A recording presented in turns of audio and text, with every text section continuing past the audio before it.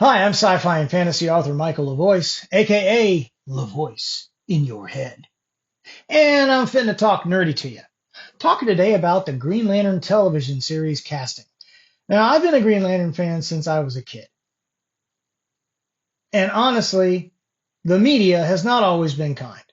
The 1970s were a particularly dark age. There have been some really good animated films. There was Beware My Power, Emerald Knights, was First Flight. These were well done, good films. I loved them. I'm not crazy about the new 52 version of Hal Jordan, so we're not going to talk about that today.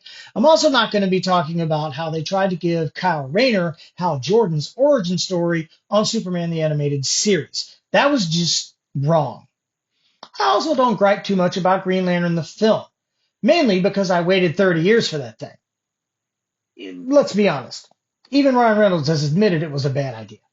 So what they should have done back then was cast Nathan Fillion as a young Hal Jordan. They didn't do that. They should have cast him as veteran Hal Jordan for this show. That didn't happen either. What they did was they cast Nathan Fillion as Guy Gardner, in the Lantern everybody loves to hate, in the upcoming Superman film. All right, let's leave alone the fact that they got the hair color wrong and just look at it. It works. Nathan Fillion's a great actor. He can pull off Guy Gardner's attitude, no problem. I'm kind of excited to see him take on the role. Plus, he doesn't have time for another series. He's committed to The Rookie, which is a show where he plays a veteran training rookies. Huh. Weird. Anyway, the point is, I have a problem with the casting of Hal Jordan for this show. I don't have a problem with Kyle Chandler as an actor. I liked him in Morning Edition.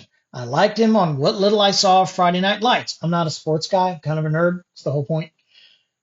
The problem I had was all the publicity pictures where he's standing next to the guy they cast as John Stewart. He looks like a homeless dude who mugged a Green Lantern for his power ring. It's gross. Okay, Guy Gardner is going to make some cameo appearances on the series, and that's a good thing. I'm looking forward to that. But let's talk about the reason I'm really excited about this, and that is the casting of Aaron Pierre as former Marine sniper and current Green Lantern rookie John Stewart. This is a good casting. We already know he can play a former Marine going by the Netflix original film Rebel Ridge, where he played opposite of Miami Vice legend Don Johnson. Okay?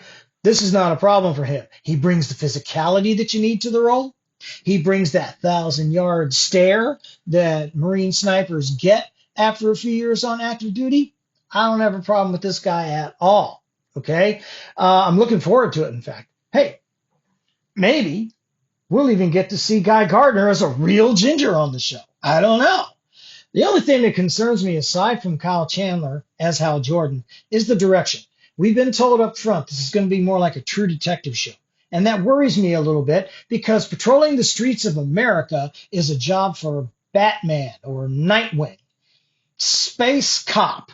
Okay? That's what a Green Lantern is. Space cops. What happened to that great scene in First Flight where Sinestro teaches Hal how to shake down a bad guy inside a space bar? That was good stuff. I was kind of looking forward to that kind of thing. Maybe we'll see it. Maybe we won't. I don't know.